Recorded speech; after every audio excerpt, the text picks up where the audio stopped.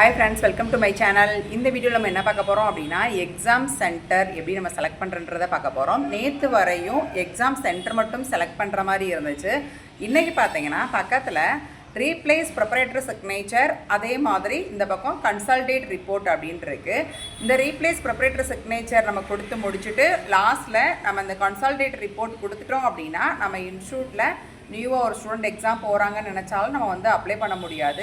Apply பண்ணுறதா இருந்தால் ப்ரைவேட்டாக தான் அப்ளை பண்ணுற மாதிரி இருக்கும், இன்ஸ்டியூட்லேருந்து அப்ளை பண்ணுற மாதிரி இருக்காது. அதனால ஃபஸ்ட்டு எக்ஸாம் சென்டர் எல்லாமே செலக்ட் பண்ணி முடிச்சுட்டு அதுக்கப்புறமா ரீப்ளேஸ் ப்ரொப்ரைட்டரி சிக்னேச்சர் அப்லோட் பண்ணிவிட்டு அதுக்கப்புறமா பார்த்தீங்கன்னா இந்த கன்சால்டேட் ரிப்போர்ட்ன்றதை நீங்கள் கிளிக் பண்ணுங்கள்.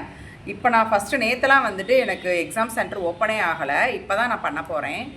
ஸோ இதை நான் கிளிக் பண்ணிக்கிறேன். எனக்கு 3 சாய்ஸ் கேட்குது. ஃபஸ்ட்டு சூஸ், அதாவது சென்டர் வந்து எதை செலக்ட் பண்ணணும்னு கேட்குது.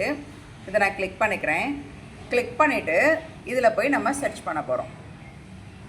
நான் மதுரை அப்படின்னு அடித்த உடனே மதுரையில் எத்தனை சென்டர் இருக்குது அப்படின்றத காட்டுது. கவர்மெண்ட் பாலிடெக்னிக் காலேஜ் மென்னும் கொடுத்துருக்காங்க, விமனும் கொடுத்துருக்காங்க. அதுக்கப்புறம் திருமங்கலம் சைடு போயிடுது. திருமங்கலம் மேலூர்லாம் நமக்கு கொஞ்சம் அதிகமான தூரம்.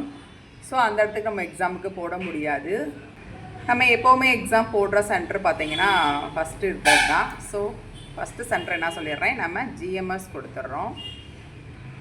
செகண்ட் சென்டர் நம்ம செலக்ட் பண்ண போகிறோம். செகண்ட் சூஸ் அப்படின்றத பார்த்திங்கன்னா அதே மதுரை நான் டைப் பண்ணுறேன். ஒரு கையில் தான் வீடியோ எடுத்துகிட்ருக்கேன், அதனால் கொஞ்சம் ஏறி இறங்கி ஆடிட்டு இருக்க மாதிரி இருக்குது. இப்போ நான் மதுரைன்னு கொடுத்த உடனே திருப்பியும் காட்டுது. ஃபஸ்ட் நான் ஜிஎம்எஸ் கொடுத்துட்டேன். அதுக்கப்புறம் தாய் பாலிடெக்னிக் காலேஜ் வாடிப்பட்டி வந்து எங்களுக்கு கொஞ்சம் பக்கம். ஸோ செகண்ட் செலெக்ஷன் நான் வாடிப்பட்டி செலக்ட் பண்ணிக்கிறேன். தேர்ட் செலெக்ஷன் காட்டுது. இதுலையும் நான் என்ன பண்ணுறேன், நான் மதுரைன்றதை சர்ச் பண்ணுறேன். சர்ச் பண்ண உடனே மதுரையில் இருக்கிறது எல்லாமே வருது. இந்த இடத்துல பார்த்தீங்கன்னா நீங்கள் ப்ரொப்ரைட்டரி சிக்னேச்சர் அப்லோடட் அப்படின்னு சொல்லி காமிக்கும். நான் ஆல்ரெடி அப்லோட் பண்ணதுனால ரீப்ளேஸ் ப்ரொப்ரைட்டரி சிக்னேச்சர்னு காட்டுது. இது கொடுத்து முடிச்சதுமே நீங்கள் கன்சல்டேட் ரிப்போர்ட் அப்படின்றத நீங்கள் கொடுத்துக்கலாம். கொடுத்து முடிச்சுட்டு, அதாவது இது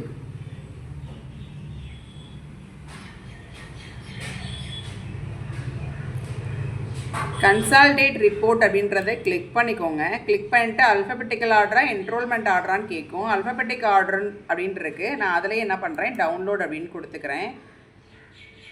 கொடுத்த உடனே நமக்கு ஒரு பிடிஎஃப் வந்து டவுன்லோட் ஆகுது. ஸோ இது வந்து சிக்னேச்சரோட, அதாவது யார் எக்ஸாமுக்கு எத்தனை பேர் போகிறாங்க, இன்ஸ்டியூட் நேமு, அதோட அப்ரூவல் நம்பர், எல்லா டீட்டெயில்ஸுமே இதுலேயே வந்துடுது. இந்த மாதிரி ஒரு பிடிஎஃப் டவுன்லோட் ஆகும். இதை பிரிண்ட் போட்டு வச்சுக்கோங்க. கன்சால்டேட் கொடுத்ததுக்கப்புறம் அதுக்கப்புறம் நியூவாக எந்த ஸ்டூடெண்ட்டையும் எக்ஸாமுக்கு அப்ளை பண்ண முடியாது. அதனால் எல்லா வேலையும் முடிச்சதுக்கப்புறம் இது லாஸ்ட்டாக பண்ணுங்கள். ஓகே ஃப்ரெண்ட்ஸ், இந்த வீடியோ ரொம்ப யூஸ்ஃபுல்லாக இருக்குன்னு நினைக்கிறேன். யூஸ்ஃபுல்லாக இருந்துச்சு அப்படின்னா லைக் பண்ணுங்கள், ஷேர் பண்ணுங்கள், மறக்காமல் சப்ஸ்கிரைப் பண்ணிடுங்க. இன்னொன்று என்னென்னா, இது வந்து நான் ப்ரைவேட்டுக்கு இன்னும் நான் அப்ளை பண்ணி பார்க்கல. ஏன்னா ப்ரைவேட்டுக்கு நான் யாரையுமே இன்னும் அனுப்பலை.